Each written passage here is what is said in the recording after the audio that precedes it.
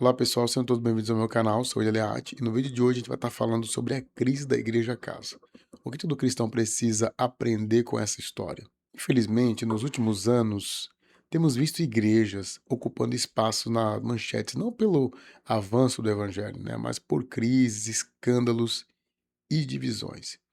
E nos últimos 3 anos, 2, 3 anos mais ou menos, as notícias envolvendo a Igreja Casa têm chamado bastante a atenção. Então, vou estar passando para vocês algumas notícias. A primeira fala da prisão do pastor David Passamani, que foi durante um culto em razão de uma investigação relacionada às acusações de crimes sexuais. É uma notícia um pouco mais antiga, mas que tem relação com tudo que a gente vai estar falando hoje aqui para vocês. Então, tá aqui no Folha Gospel. Essa notícia foi uma notícia que saiu em 2024, 5/4/2024, né? Pastor David Passamani é preso durante o culto por suspeita de crimes sexuais. Para vocês, esse aqui é o pastor.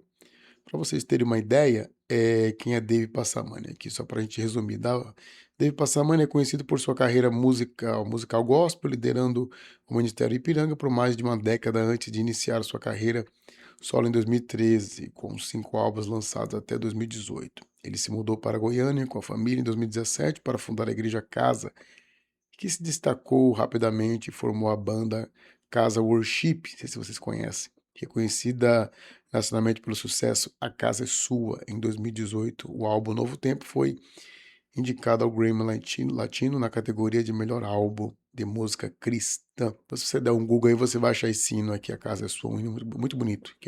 Nós temos ainda uma segunda notícia que apresenta uma polêmica envolvendo um evento promovido pela igreja, que era chamado, depois do culto, né, Vem Novinha. Eles fizeram uma balada lá na igreja que dividiu opiniões entre os cristãos por causa da linguagem utilizada. Não só por causa da linguagem, mas por causa de tudo que esse culto que eles inventaram representava. Vou mostrar para vocês aqui. Então, essa igreja também ocupou as manchetes devido a esse evento que eles fizeram aí. Então tá aqui, gente, aqui, ó, essa aqui foi uma notícia de 2025, depois do culto Vem Novinha, a Igreja Casa gera polêmica com a balada, um nome em inglês que eu não vou nem ler aqui para mim não errar, tá? Então tá aqui, ó, essa notícia aqui, isso gerou uma polêmica danada. Eu vou passar o vídeo para vocês verem como é que foi esse culto deles aqui, ó.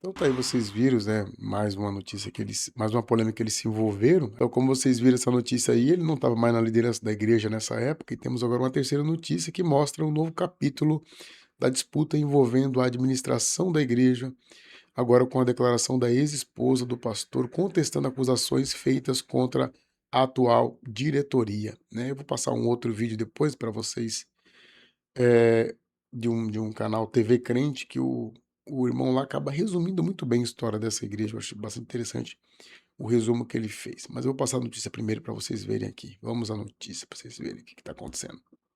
A ex-esposa David Passamani contesta acusações judiciais contra a diretoria da Igreja Casa. Então tá aqui a notícia, essa é a notícia que está rolando atualmente. Aqui tem um vídeo dela lá.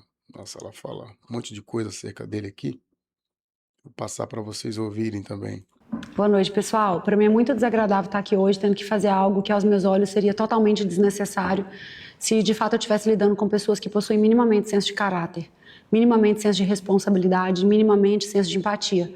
Mas infelizmente agora, nesse momento, eu estou lidando com pessoas, lutando e lidando com pessoas que são misóginas, abusadoras e que não percebem a gravidade disso. Nos últimos dias eu acredito que todos vocês, muitos de vocês, viram as acusações graves que foram levantadas contra mim, contra a minha família e, mais uma vez, contra a instituição a qual eu estou à frente e que eu amo de todo o meu coração. Em relação a essas acusações, eu vou esclarecer a maioria delas no final desse vídeo, mas antes disso eu queria, como mulher, como mãe, como esposa, como pastora, eu realmente preciso deixar o meu coração falar acerca de coisas que eu venho guardando dentro de mim há muito tempo. Para mim é muito estratégico que esse ataque tenha acontecido justamente nesse mês, que é o mês do meu aniversário, e é o mês em que meu pai acabou de sair da UTI. Tenho certeza que a maioria dessas pessoas sabem exatamente quanto que meu pai representa para mim, e talvez no imaginário dessas pessoas, elas me pegariam no momento em que eu estou muito mais fragilizada. Talvez essas pessoas que hoje me atacam tenham confundido o meu silêncio com fraqueza ou com medo. Obviamente que sim, eu passei por momentos em que eu achei que eu não fosse conseguir, que meu coração foi rasgado, que eu fui tomada por uma dor que eu não desejo para ninguém. E eu só estou viva hoje porque pessoas estenderam a mão para mim, pessoas souberam me amar. Eu só estou viva porque a nossa igreja é extremamente corajosa e soube me acolher. Agora, não confundam isso com medo ou com covardia, muito pelo contrário. Até aqui eu fiquei calada porque as minhas prioridades eram outras. Eu fiquei calada porque para mim sempre foi muito mais importante, mais relevante, mais justo, mais íntegro, mais sadio, mais cristão, mais honesto, dedicar o meu tempo a cuidar das pessoas que o Senhor colocava no meu caminho. Eu fiquei calada porque para mim, até aqui, a minha imagem não valia nada perto da dor que esse que me acusa hoje causou para tantas pessoas. Agora vocês erraram muito, muito em achar que eu fiquei calada porque eu não sou capaz de te enfrentar. Vocês comemoram nesse momento uma batalha igualzinho os filisteus. Vocês estão comemorando uma vitória de uma batalha imaginária que foi criada no coração de vocês. Mas eu estou aqui para te dizer que, como Davi, eu sigo confiando na vitória pela grandeza do meu Deus. Vamos começar? E eu quero começar dizendo que eu não acredito em nenhum sentimento de virtude vindo dessa pessoa que me acusa. Eu não acredito de maneira alguma que as motivações dessa pessoa sejam minimamente verdadeiras. Quer dizer que depois de tanta dor que você causou, depois de tanto mal que você fez, depois de tanta vergonha que você gerou, agora você veio se preocupar com a arrecadação da igreja. Sinceramente, você falar sobre isso agora ofende a minha inteligência. Sabe por quê? Porque aquilo que a mídia viu, porque aquilo que foi exposto sobre você, as acusações, as queixas-crimes, nada disso representa um pingo perto da realidade do que você fez. Elas não representam metade da realidade. Aqui vou dar uma pausa aqui para a gente pontuar algumas coisas. No canal Fala Zion, ele faz levanta uma bandeira, uma crítica acerca dela, que eu também acho muito justa, né? Apesar de eu não gostar muito do canal Fala Zion, pela maneira como ele aborda as questões, não por ser mentira ou por coisa do tipo, mas é um canal que eu acredito que está mais polemizando do que trazendo edificação para o mundo cristão. Mas cada um faz as coisas da maneira que quer, né? Mas o Zion pontuou muito bem ali um ponto que é aquilo, quando as acusações iniciaram, será que ela não sabia o que estava rolando? No fundo, ela não sabia o que estava acontecendo. E eu acredito que sabia, porque quando as acusações vieram, ela saiu em defesa do marido na época, né? Como os advogados pontuaram bem nos autos lá do processo contra ela. Então, teve uma grande repercussão e naquele momento ela não foi a favor das vítimas, né? Acredito que por toda aquela estrutura que estava em volta dela, ela vai falar inúmeras coisas aqui, mas dificilmente a pessoa não estava a par do que estava acontecendo, tendo em vista aquilo que ela vai revelar aqui agora, que ela vai estar falando aqui no decorrer desse vídeo. Então ela tinha ciência de muita coisa, quando as acusações vieram à tona, ela deveria muito bem ter ficado do lado das fiéis, né? E não foi isso que aconteceu. A coisa só foi tomada uma providência mesmo quando a bomba estourou e não teve mais jeito. Mas enquanto tava tudo ali debaixo dos panos, tava todo mundo confortável, ninguém se mexeu. Essa é a grande questão. Vexamosa das suas práticas sexuais. Não representa nada perto daquilo que você impunha às meninas, que, aliás, na grande maioria, iam até você acreditando que iam encontrar um pai / pastor. E você brincava com isso. É óbvio, né, que a arrecadação da igreja cairia, porque nos bastidores, nos corredores, as notícias sobre você não paravam de chegar. A dor que você causou não parava de eclodir e, portanto, obviamente, a arrecadação da igreja iria esvaziar. Por quê? Porque a igreja também esvaziava. É óbvio que a arrecadação ia cair por conta do número enorme de pessoas que foram desviadas da fé e saíram da igreja por sua causa. Agora você vem me dizer que você está preocupado com isso? Me poupe! Não subestime a minha inteligência, não subestime a inteligência das pessoas que pensam minimamente. Sua preocupação não é com a arrecadação. E a gente sabe exatamente o que está por detrás do seu coração. Será que eu vou ter que te lembrar de tudo que você já fez? Me poupe que agora você quer voltar a ser pastor da casa porque você está preocupado. Na moral, isso só mostra quem você é. Isso só mostra que você, de verdade, nunca se preocupou com vidas. Você nunca se preocupou com pessoas. Você só se preocupa com seu ego. Você é incapaz de se desapegar desses impérios que você criou na sua mente. Deixa eu te contar algo que você já deveria saber, mas você não sabe. A vida da igreja é feita de pessoas reais. E essas pessoas reais sangraram e você nunca se preocupou com elas. Agora, depois que nós nos dedicamos a ficar ali, a realizar um trabalho sério, a encarar as pessoas que você abandonou, depois que a gente ficou ali sangrando por dores que você causou, você vem dizer que você está preocupado com a arrecadação? Deixa eu te dizer uma coisa que eu acho que você não sabe. Existem outras preocupações que deveriam ser mais relevantes para você. Por que você não teve essa mesma urgência de se preocupar com todos os relatos que apareciam sobre você? Por que você não teve essa mesma urgência em se preocupar em restaurar as famílias e os casamentos que você destruiu? Por que você não teve essa mesma urgência em consertar tudo aquilo que você defraudou? Será se agora eu vou ter que te lembrar das suas práticas? Será se agora eu vou ter que te lembrar, por exemplo, de Águas Lindas? De quando você pedia para um discípulo que te amava para ir buscar coisas na rua, enquanto você se deitava com a mulher dele? Será se eu vou ter que te lembrar de quando você foi na casa de algumas mulheres cujos maridos haviam te pedido ajuda e enquanto eles trabalhavam? Será se eu vou ter que te lembrar o que você fazia com elas? Será se eu vou ter que lembrar para você quantas meninas ficaram traumatizadas depois que você no seu direct fazia 3 perguntinhas para elas? Será se eu vou ter que espalhar o print de novo dessa sujeirada toda? Será se eu vou ter que expor as suas filhas e o meu filho de novo a essa vergonha? Será se eu vou ter que te lembrar das vezes que eu ia dormir sempre engatilhada e você se deitava com as discípulas? Será se eu vou ter que... São acusações bastante sérias aqui que ela põe nesse vídeo aqui, né? Então, num dado momento ela estava a par das situações, né? Embora fosse estranha a ela algumas reações dele, ela estava a par, sim. A gente percebe que tem muitos momentos aqui que ela está percebendo o que está acontecendo. Contar das amantes que você namorava enquanto eu viajava? Será que você pode responder onde que estava a sua preocupação com a igreja quando você nos deixava às vezes pregando nos encontros e saía para abordar mulheres de pessoas que estavam servindo lá? Será que eu vou ter que te lembrar que você levou uma amante em uma viagem para os Estados Unidos? Será que eu vou ter que te lembrar como eu fiquei quando eu descobri essas coisas todas? Será que eu vou precisar contar para as pessoas o que você tentou fazer com a minha filha quando ela ainda era bem menor?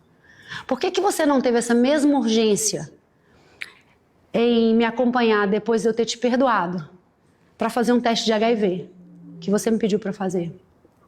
Ah, não, mas você quer falar de banda, né? Então vamos falar de banda. Vamos falar então das cantoras que você também assediou, que você destruiu o coração. Será se eu vou ter que te lembrar do Réveillon e da história da escada que eu fiquei sabendo? Será se eu vou ter que te lembrar da sua rotina de me esperar dormir para ir deitar com essa mesma pessoa? Porque até aqui eu tenho tentado encobrir o coração das suas filhas porque eu amo essas meninas. Por que você não tem a mesma urgência em se preocupar em colocar comida na mesa do teu filho? Por que você não teve esse mesmo zelo com a igreja que você abriu e que você usou do dinheiro que estava lá para fazer festas, para comprar bebidas? E sabe por que eu falo isso? Porque você juntou esse extrato na ação em que você dizia não ter dinheiro para pagar a pensão para o seu filho. Por que você não tem essa mesma urgência, aliás, em se preocupar com a escola do seu filho, que quase deixou de estudar, porque ficamos meses e meses sem conseguir pagar? Graças a Deus a escola cheia de mulheres me acolheu. Por que você não tem essa mesma urgência em ser pai? Qual foi a última vez que você comprou remédio para o seu filho? Qual foi a última vez que você tomou conhecimento que seu filho foi no hospital? Qual foi a última vez? Será que eu vou ter que dizer da vergonha que é um pai querer descontar da pensão das filhas um presente que ele deu? Sério? Será que eu vou ter que entrar nesse nível de esfera pessoal para mostrar a não pessoa, o não pai que você é? Numa semana você estava ali na Copa do Mundo, né? Lá em Nova York, curtindo as coisas. Aliás, foi um presente, coincidência, né? Você é um homem precavido, você foi para o aeroporto levando passaporte, visto. Aliás, você é um cara super, extremamente precavido. Eu lembro quando você saía para jogar futebol e na sua mochila tinha um monte de coisa, tipo Viagra, enfim. Na semana que passa, seu filho te pede uma bola, você diz que não tem dinheiro. Eu sei que você gosta de romantizar histórias, que você tentou e tenta traçar a imagem de uma mulher que vai contra você. Mas você já falou a verdade para as pessoas do porquê que seu filho até hoje precisa ir nas visitas acompanhado de alguém que represente segurança para ele? Você já contou o trauma que você gerou para ele? Você já contou para as pessoas que o juiz mandou você fazer sessões terapêuticas em benefício do seu filho e com o seu filho e que você nunca fez? Você já, fala em terapia, né? Você já se preocupou em pagar a terapia do seu filho? Porque seu filho, sim, ficou extremamente marcado quando você foi preso por abuso. E ele morria de medo de ir para a escola, sabendo que os amiguinhos sabiam que o pai havia sido preso por abuso de mulheres. Cadê a urgência em pagar a pensão? Porque já tem quase um ano que você não paga a pensão. Paga lá o valor que você imagina na sua cabeça que não paga nem a escola dele. Você deposita o que está aí, no seu coração, vazio. Você está tão preocupado, você está com tanta urgência em entender a arrecadação da igreja, mas por que você não teve essa mesma urgência de estar lá dentro, quando ela estava cheia, lotada de gente traumatizada, ferida, machucada? Aliás, eu sei por que você não estava, porque eu sei aonde você estava.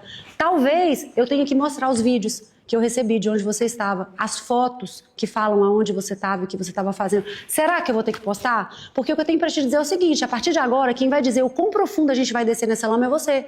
A partir de agora, é você quem vai dizer o quão baixo a gente vai ter que descer. Porque existem mulheres que já me autorizaram, pessoas que já me escreveram. Será que a gente vai ter que começar a expor e compartilhar isso aqui? Já que você quer falar sobre verdade, então vamos contar a verdade para as pessoas de todas as vezes que você chegava em casa, que você me torturava, que você fingia, que você simulava suicídio, que você desligava o celular, que você desligava as câmeras, escrevia textos traumatizantes, porque você sabia o quanto isso me abalava, afinal de contas eu tinha acabado de perder a minha melhor amiga dessa maneira.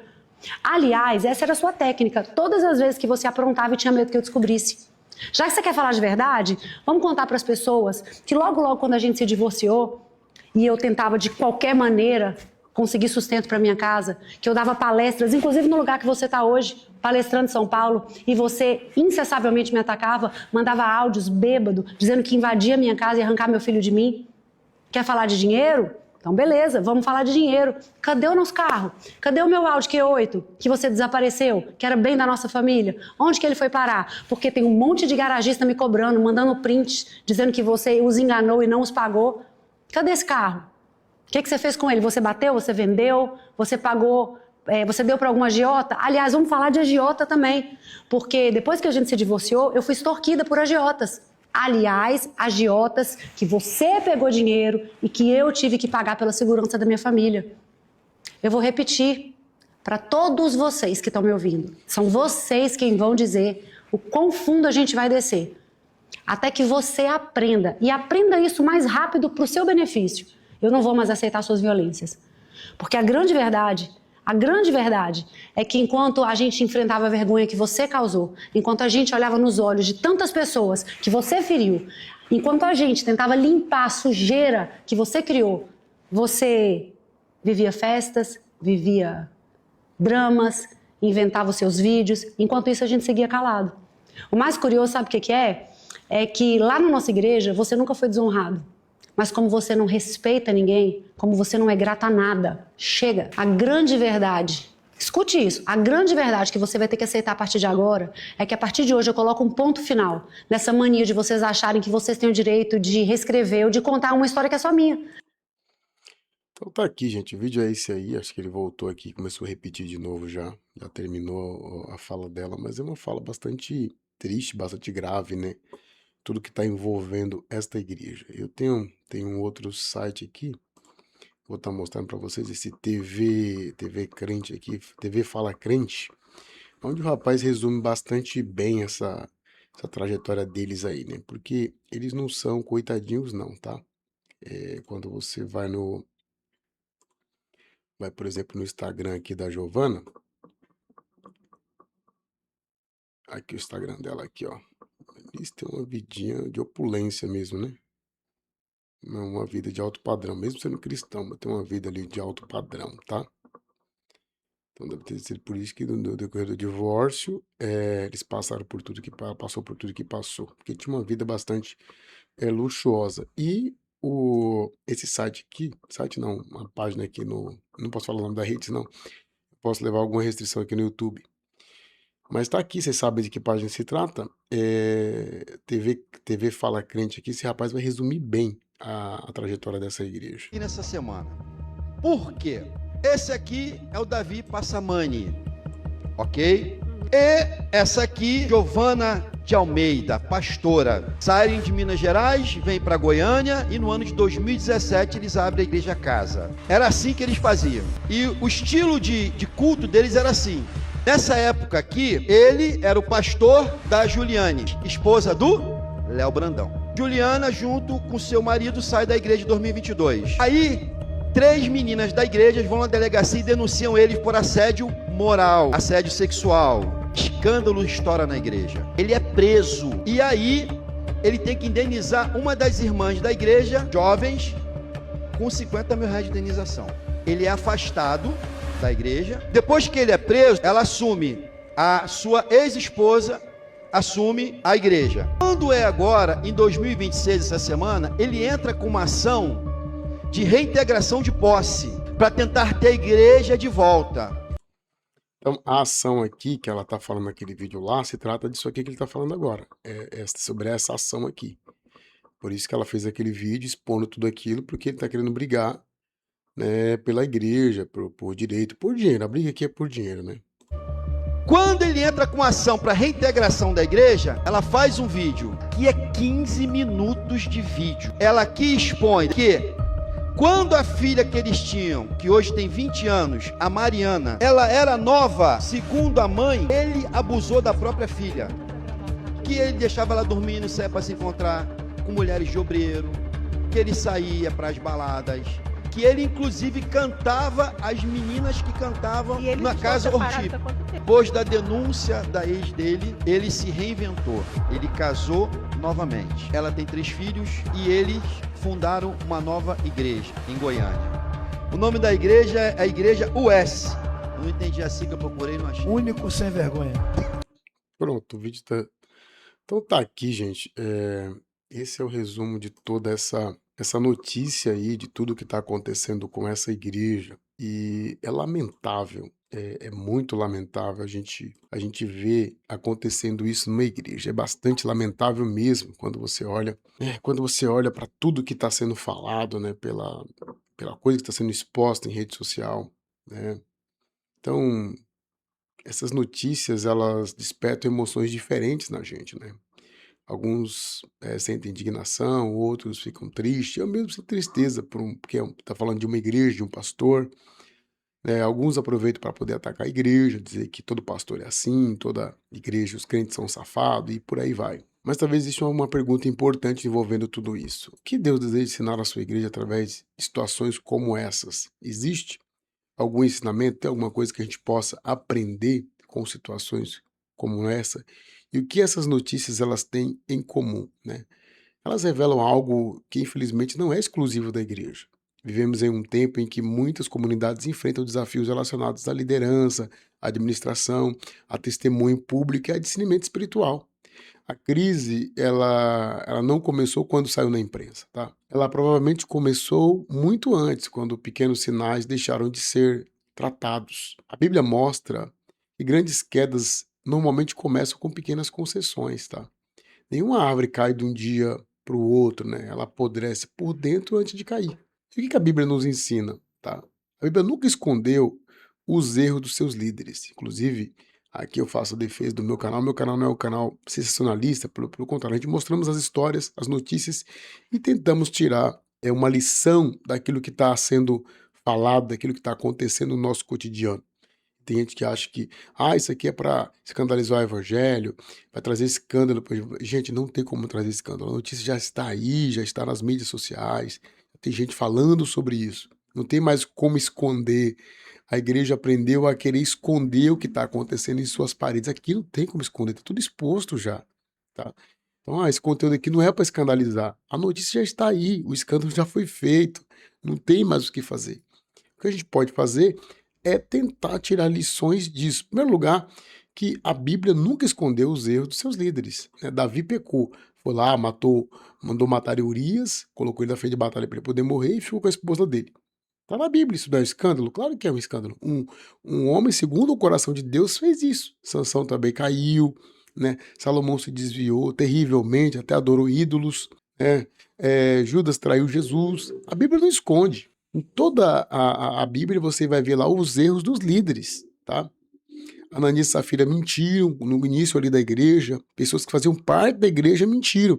Então, a gente sempre tem na mente que o pessoal cristão, isso não pode acontecer entre os crentes. Gente, o fato da pessoa professar uma fé não significa que ela é santa, ela é um ser humano que está em busca de redenção, um ser humano que está em busca de se arrepender de seus pecados, mudar de vida, tá? Ser cristão é isso, em suma, tá? Agora, é claro, isso deveria acontecer no nosso meio, deveria acontecer dentro das paredes da nossa igreja? Claro que não deveriam acontecer, mas acontece, infelizmente. E a Bíblia está cheia de exemplos. As igrejas do Apocalipse também, elas receberam duras repreensões. Isso nos mostra que Deus nunca aprovou o pecado apenas porque ele acontece dentro da igreja. O próprio Deus expôs, né? Muito pelo contrário. Quando você vai para a Bíblia, o julgamento começa pela casa de Deus. Porque já é o tempo que começa o julgamento pela casa de Deus. 1 Pedro, capítulo 4, verso número 17. E tem lá em Salmos ainda, 101, versículo 7, que diz assim: o que usa de engano não ficará dentro da minha casa, o que profere mentiras não estará firme perante os meus olhos. O interessante é que Deus, o próprio Deus, expõe essas pessoas. E é isso que está acontecendo aqui, né? Deus pega essas comunidades, pessoas que estão em erros, estão aí pensando que não vão ser expostas, elas vão ser expostas sim. O Senhor vai expor eles diante de todo mundo para que vejam que estão entre nós, mas não são dos nossos, né? Paulo também orientou Timóteo dizendo que o líder precisa ser irrepreensível, não perfeito, tá? Mas alguém cuja vida inspire confiança. O líder tem que ser alguém que a vida inspire confiança, tá? Então, nós temos aqui 4 lições para a igreja de hoje. A liderança precisa prestar contas, tá? Todo líder, todo pastor não é Deus. Ele também precisa ser acompanhado, ele também precisa ser visto, tá? Precisa se acompanhar um pastor. O pastor, ele pastoreia os outros, ele também precisa ser pastoreado, ele precisa ser acompanhado por alguém ali. Alguém precisa também acompanhar esse pastor. Então, nenhum pastor deve caminhar sozinho.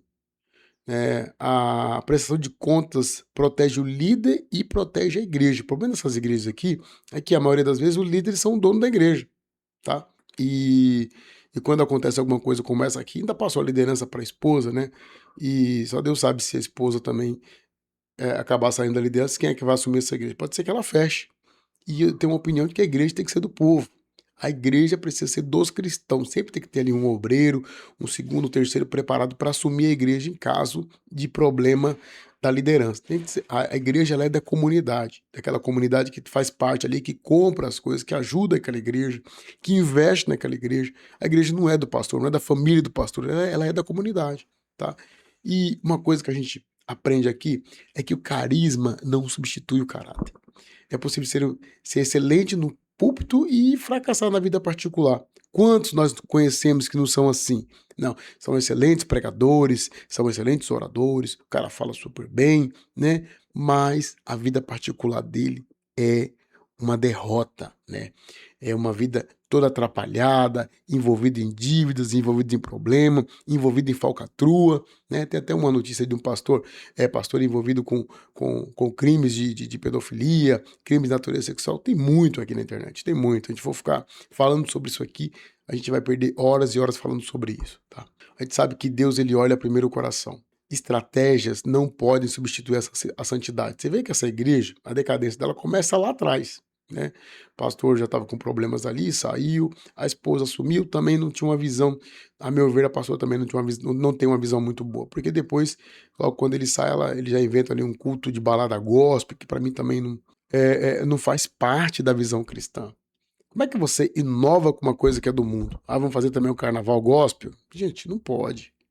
Não pode. Tá errado isso. Então isso aí mostra que a igreja não é saudável. Uma igreja que tem essa postura não é uma igreja saudável, tá? A gente não precisa inovar, o evangelho não precisa de algo a mais. Quando o evangelho precisa de algo a mais, é porque nós tiramos Cristo do evangelho. Essa é a verdade. Quando você não prega o evangelho, você precisa inovar. Porque Jesus, ele satisfaz. Ele diz por quê para a mulher samaritana? Aquele que beber desta água nunca mais terá sede. Porque aquele que beber da água que eu lhe der vai formar dentro dele uma fonte que vai jorrar para a vida eterna. Então ele vai ficar saciado a vida dele, ele não vai precisar de novidades para poder ficar dentro da igreja. Então quando você não prega o evangelho, você precisa inovar. Essa é a verdade dessas igrejas. Se você não prega, você tem que inovar. É isso que tem que fazer. Aí você aparece com balada gospel, você aparece com ano profético, você aparece com um monte de coisa que não tem nada a ver com o cristianismo, tá? Sabe que as estratégias não podem substituir a santidade. A igreja pode inovar? É proibido inovar? Não, ela pode inovar. Ela pode usar a tecnologia? Pode falar uma linguagem para a nova geração, desde que não seja uma linguagem chula? Pode. Mas ela nunca pode perder a santidade, tá? O evangelho continua sendo santo. A igreja precisa cuidar das pessoas. Quando surge escândalos, quem mais sofre são os membros. É isso que a gente precisa lembrar. Os novos convertidos, as famílias, pessoas saem machucadas. Imagine quantas pessoas não saíram machucadas dessa igreja, né? Quantas famílias ali talvez nunca mais se recuperem devido a tudo que está acontecendo, tudo que está acontecendo ainda e aquilo que aconteceu na igreja. As mulheres que foram assediadas por esse pastor, aquelas que de alguma forma foram abusadas, né? Quantos não estão sofrendo? Então, por isso que a disciplina bíblica, a transparência e o amor precisam caminhar juntas, tá? E aqui vai uma reflexão quase que pastoral. É muito fácil assistir as notícias como essas e apenas apontar o dedo. Mas talvez Deus esteja perguntando a cada um de nós, como está a sua vida espiritual? Não sei, talvez você, pastor hoje, líder de igreja, veio aqui para esse vídeo de maneira despretensiosa, né? Apenas pela curiosidade da thumbnail. Mas como é que está a sua vida espiritual? Como está a sua igreja? Aqui também cabe uma reflexão para nós que fazemos parte de igrejas. O membro, ele precisa ser ativo na sua comunidade cristã. Ele precisa ficar de olho na sua igreja, de olho nos líderes na igreja que ele faz parte. A igreja que eu faço parte é saudável, né? E você tem orado pelos seus líderes? Os líderes também precisam de oração. Eles precisam também de ajuda. Não dá para fazer tudo sozinho, né? E você vive aquilo que você prega? Nós vivemos aquilo que pregamos? Irmãos, toda crise deve produzir arrependimento. Primeiro em nós, depois na igreja. O objetivo de Deus nunca é destruir, é sempre restaurar. Deus quer restaurar vidas, Deus quer restaurar pessoas. Mas quando há disciplina, existe o desejo de trazer arrependimento verdadeiro. Tem que haver disciplina, tá? Irmãos, a esperança continua. Apesar de tudo isso, existe algo que nunca mudou. Jesus continua sendo o cabeça da igreja. Os homens, eles falham, sempre falharam. Eu mostrei aqui para vocês exemplos da Bíblia aqui, de homens que sempre falharam, tá? Instituições, seja ela de igreja ou outras, passam por crises, pastores erram, mas Cristo permanece fiel. Nossa fé não está apoiada em placas de igreja, nem em líderes, e é isso que a gente precisa colocar na nossa mente. Nossa esperança está em Jesus Cristo, tá? Então, não perca a tua esperança por causa de notícias como essa, né? Não fique triste por causa de notícias como essa. Isso é para a gente refletir sobre a nossa própria vida, até fazer uma análise sobre a nossa própria vida. Então, essas notícias não representam toda a igreja de Cristo. Milhares de igrejas espalhadas pelo Brasil continuam pregando fielmente o Evangelho, servindo nas suas comunidades, evangelizando, discipulando e cuidando de pessoas com amor e integridade.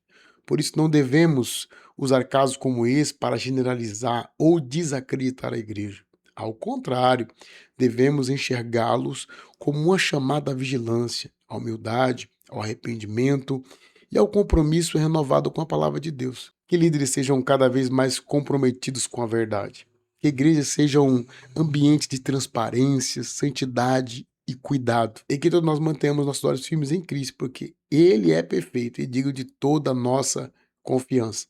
Só Jesus é perfeito, irmãos. Então tá aqui a nossa reflexão de hoje. No meio de tudo isso aqui, tentar tirar algo bom, tentar ver as coisas por um outro prisma. Então espero em Cristo ter ajudado os irmãos, ter contribuído de alguma forma, ter cooperado para que possamos crescer na graça e no conhecimento do nosso Senhor e Salvador Jesus Cristo. Que Deus abençoe a vida de vocês e até o próximo vídeo.